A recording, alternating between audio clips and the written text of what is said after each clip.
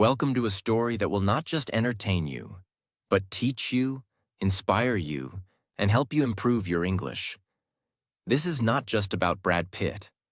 This is about pain, fame, rejection, love, heartbreak, struggle, success, and everything in between. You're about to hear a story that teaches how to survive when the world says no, how to stand strong when you're heartbroken, and how to keep going even when life is unfair. You'll also learn real English in a natural way, through emotions, events, and powerful vocabulary. So stay till the end, because this might just be the most powerful story of your life. And if you love stories that are simple, emotional, and improve your English, don't forget to subscribe. Let's begin. Part 1. Brad Pitt's early life. Brad Pitt was born on December 18, 1963, in Shawnee, Oklahoma, but he was raised in Springfield, Missouri. His full name? William Bradley Pitt. From the outside, his life looked normal. A small-town boy, a church-going family, good manners, a smile that made people say, "He's a nice kid." But behind that smile, Brad carried storms. His father, William Pitt, owned a trucking company and was known to be strict, demanding, and some say emotionally distant. Brad once said his dad pushed him to be strong, to never show weakness. His mother, Jane Pitt, was a school counselor, gentle and loving. Brad was close to her, but still, there was always pressure to be perfect.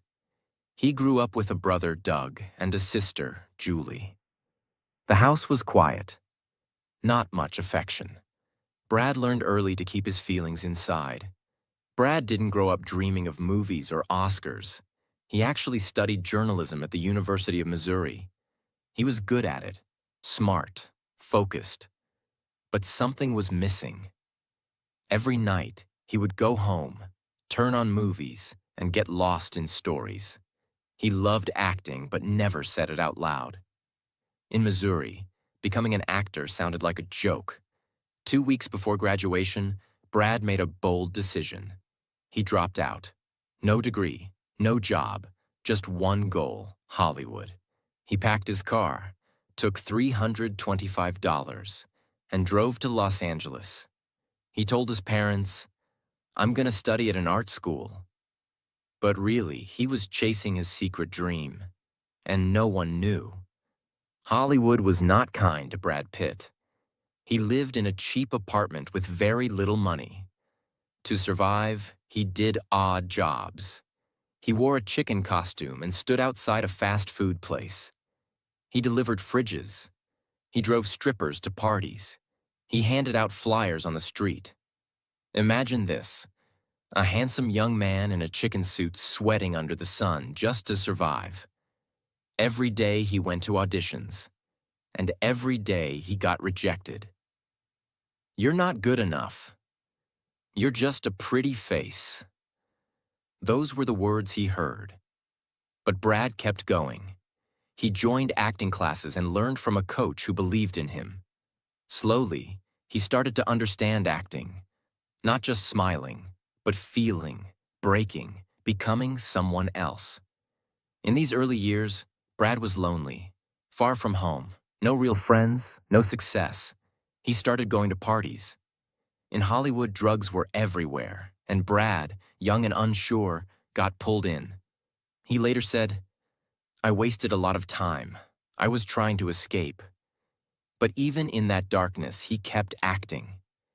He believed something would happen. And then, it did. In 1991, Brad got a small role in the movie Thelma and Louise. He was on screen for just 7 minutes. But the world noticed. His smile, his charm, his confidence. Suddenly, everyone asked, "Who is that guy?" From a chicken suit to Hollywood's most wanted. But this was just the beginning. Part 2.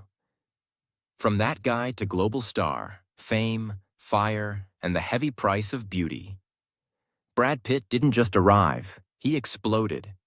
After Thelma and Louise, 1991, people in Hollywood said, "He's not just a pretty face, there's something there." But Brad knew, 7 minutes of fame isn't enough. He needed more than charm. He needed roles that mattered. So he chose carefully. He didn't jump into silly romantic comedies. Instead, he picked gritty, bold, and painful films. In 1992, he starred in A River Runs Through It, a film about brothers, life, and regret. His performance was soft, emotional, real. People saw him not just as beautiful, but as someone who could act. But fame came fast. Too fast. Brad once said, "Fame is a monster. It looks beautiful, but it eats you slowly." He couldn't go out, couldn't be normal.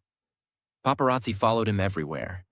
He was named Sexiest Man Alive in 1995 by People magazine, and again in 2000. The world wanted his face, his hair, his abs.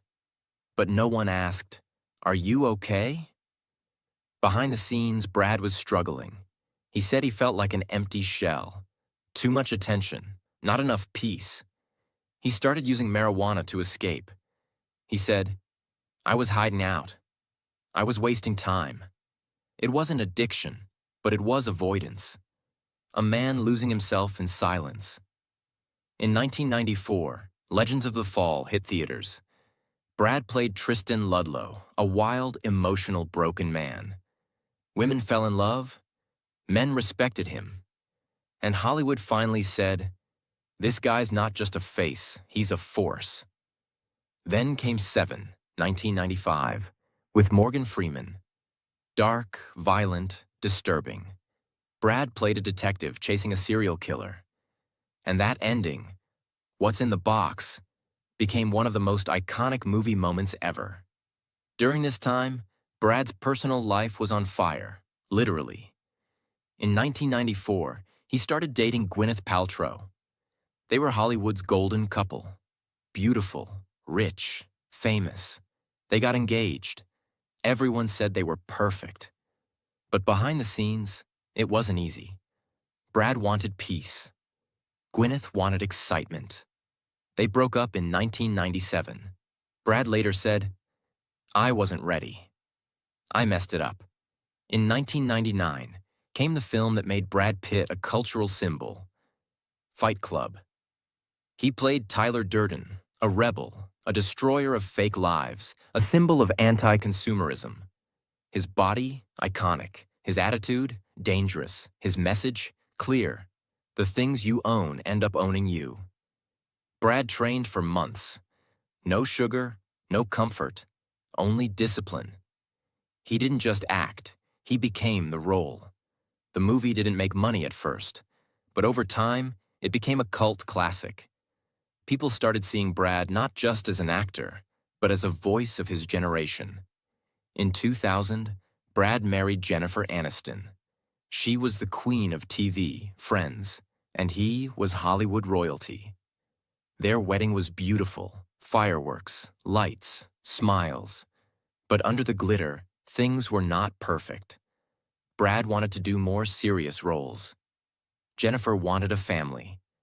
In 2004, Brad met Angelina Jolie on the set of Mr. and Mrs. Smith. The chemistry was real and dangerous. Rumors exploded.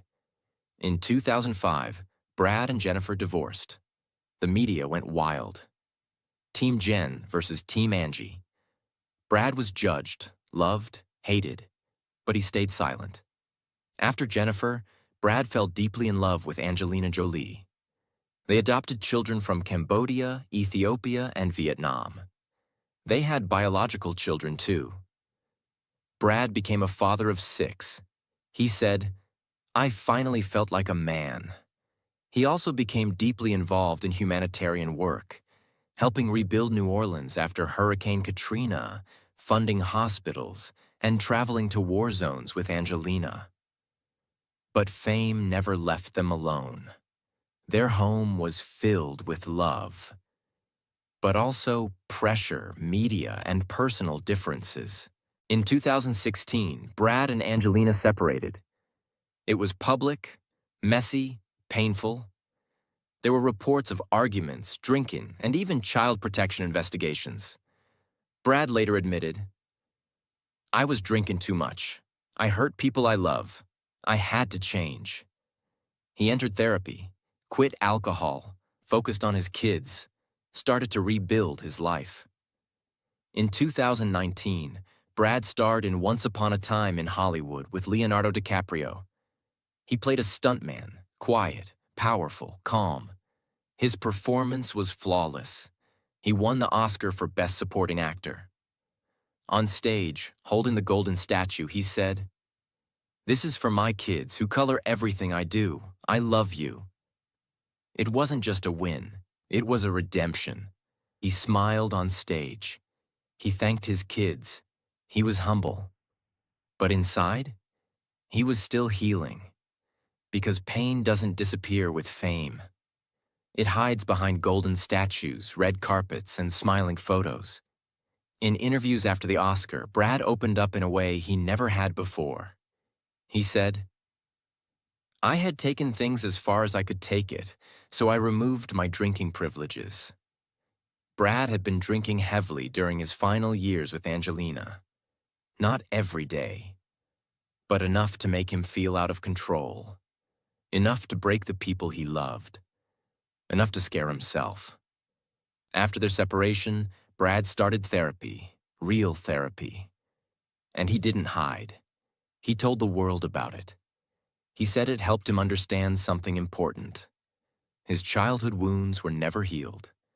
He'd spent his whole life pretending to be strong, trying to please his strict father, trying to be the good boy in the family, trying to be what Hollywood wanted. Handsome, charming, perfect. But inside, he had been scared, lonely, always proving himself, never feeling enough. Brad also admitted he had suffered from depression. He said, "I spent years with a low-grade depression, just drifting through life." He smiled in interviews, made millions in movies. But when the lights were off, he felt empty. He realized he had no real emotional connection, not with himself, not even with his feelings. So he started to rebuild. Piece by piece, he cut out alcohol.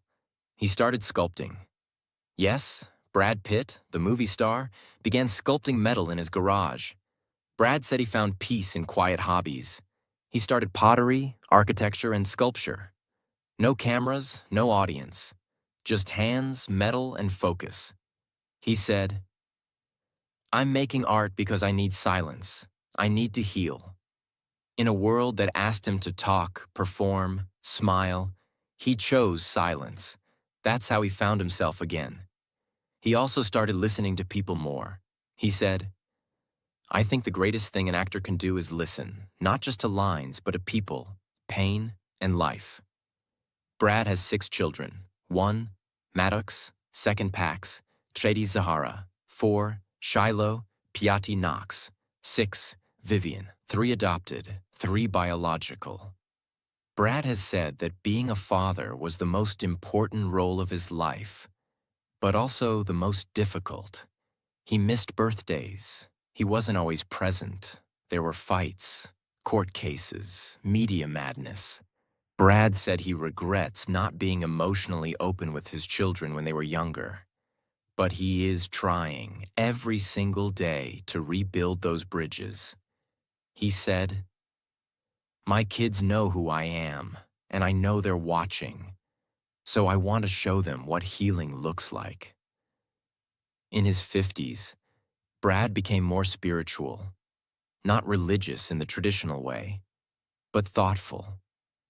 He reads philosophy, listens to opera, and surrounds himself with artists, thinkers, and humble friends. One of his closest friends is David Fincher, who directed Fight Club 7 and The Curious Case of Benjamin Button. Fincher once said, "Brad is one of the most misunderstood people in Hollywood. He's not flashy, he's deep, he's kind, and he's always growing." Brad also became close to actor Bradley Cooper, who helped him get sober. At the National Board of Review Awards, Brad publicly thanked him, saying, "I got sober because of this guy, and every day has been happier since." Brad's company, Plan B Entertainment, produced some of the greatest films of the 2000s and 2010s. 12 Years a Slave Oscar winner, The Big Short, Moonlight, Minari. But there were also failures, movies that flopped, ideas that didn't work, relationships that collapsed. Brad said, "I used to think success meant winning. Now I think it means being real." One of the biggest battles between Brad and Angelina wasn't just emotional, it was financial. They once bought a beautiful vineyard in France called Chateau Miraval. They got married there in 2014. It was their dream property. But in 2021, Angelina sold her share, without Brad's permission, to a Russian billionaire. Brad filed a lawsuit. He said, "This wasn't just business. This was our home, our legacy." The court battle is ongoing. This vineyard, once a symbol of love, became a battlefield. It shows how even the most beautiful things can become painful memories. Despite all this, Brad Pitt isn't angry. He's calm. Today, at 60, Brad is evolving. He wears loose linen clothes, attends art shows, drives electric bikes, and avoids loud parties. He's often spotted alone, reading, drawing, or quietly observing. People who meet him now say, "He's peaceful, like a man who's lived through a storm and survived." He no longer tries to control his image. He lets people think what they want, but inside, he knows who he is. He said, "I'm not chasing anything anymore. I'm just living." After his divorce, Brad stayed single for a long time. Rumors came and went: Jennifer Aniston, Charlize Theron, Aaliyah Shawkat. But Brad kept quiet. In 2022, he was linked to Inez de Ramon, a jewelry designer. They've been seen together, smiling, holding hands, staying out of the spotlight. Brad hasn't confirmed anything, but friends say he's finally at peace in love. Not fireworks, not drama, just peace. Even at 60, Brad Pitt continues to surprise us. Some of his notable projects after 2020 include Once Upon a Time in Hollywood, 2019, won an Oscar. Ad Astra, 2019, a deep, emotional sci-fi about fathers and sons. Bullet Train, 2022, fun, action-packed, with Brad playing a reluctant assassin. Babylon, 2022, a wild film about old Hollywood, controversial, bold, and unforgettable. He's also working behind the scenes, producing films that give voice to unheard stories. His company Plan B is helping new directors, minorities, and storytellers rise. Brad has become a fashion icon. At Cannes Film Festival, he wore a skirt. In photo shoots, he mixes elegance with rebellion. He's not afraid to look different. He's not afraid to age. He once said, "I don't care about looking young. I care about being real." Brad Pitt once wore a chicken costume to survive. Now he wears confidence, calm, and quiet dignity. This is not the story of a man who had it easy. This is the story of a man who broke, burned, bled, and still kept going. Today, Brad Pitt's estimated net worth is over $400 million. But this didn't come easy. Let's break down where it comes from. Movies as an actor. Over $300 million earned from acting alone. From early roles like Fight Club to blockbusters like World War Z, he charged between $10 to $30 million per film. Producer income, Plan B Entertainment. His production company produced Oscar-winning films like 12 Years a Slave, The Big Short, Moonlight, Minari. This company earned millions in profits, but more importantly, it built his reputation as a man of substance, not just style. Real estate. Brad owns several properties. 1. Los Feliz Mansion, California. His main home, worth $40 million, filled with art, music rooms, and hidden gardens. 2. Chateau Miraval, France. A luxury estate and vineyard, currently in a legal battle, worth over $160 million. 3. Beach House, Santa Barbara. A peaceful hideaway near the ocean. 4th. Mid-century modern mansion, Carmel, California. Worth $40 million, one of the most expensive in the area. Cars and bikes. Brad doesn't collect just for show. He's a real motorhead. His collection includes Tesla Model S, Chevrolet Camaro SS, Audi Q7, BMW Hydrogen 7, multiple custom Ducati motorcycles, vintage bikes like the Indian Larry, a private jet. Brad lives mostly alone now, but he's not sad. He wakes up early, he drinks coffee, reads philosophy, walks in his garden, he sculpts metal, listens to jazz, writes poems sometimes. He doesn't chase the spotlight. The spotlight now chases him. He has no personal assistant, no loud parties, just peace. What makes him so respected? Not just talent, not just beauty. It's his brutal honesty, even when it made him look weak.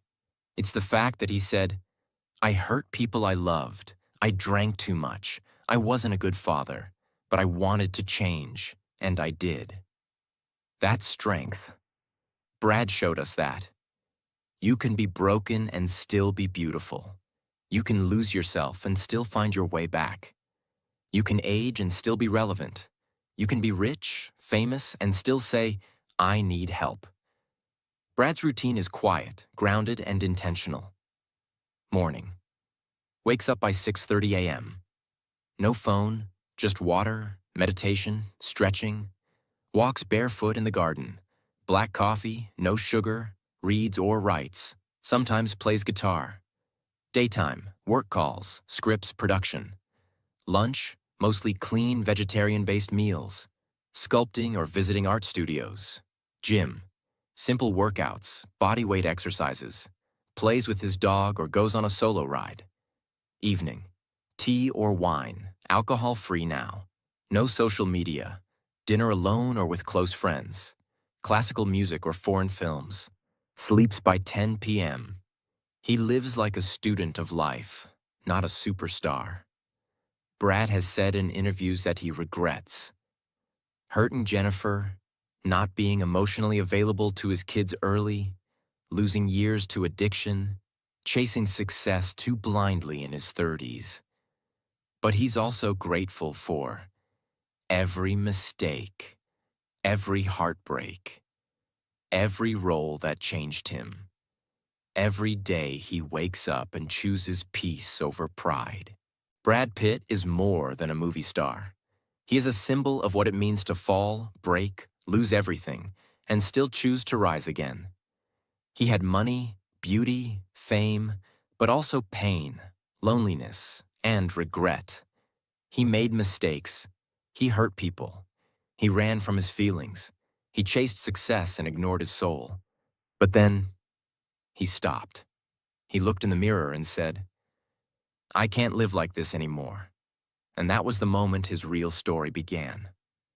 What can we learn from Brad Pitt's life? 1. It's okay to fall. Everyone makes mistakes. What matters is if you stand back up. 2. You don't have to be perfect to be powerful. Brad was flawed, broken, and still became legendary. 3. Success means nothing if your soul is empty. Find your peace, not just your paycheck. 4.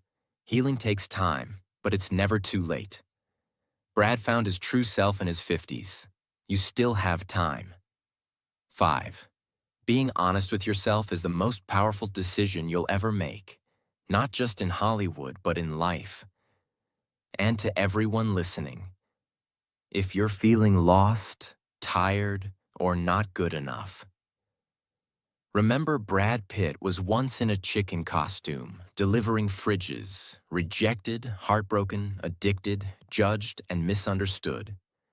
But he kept going. He chose growth. He chose healing. And so can you. You are not your past.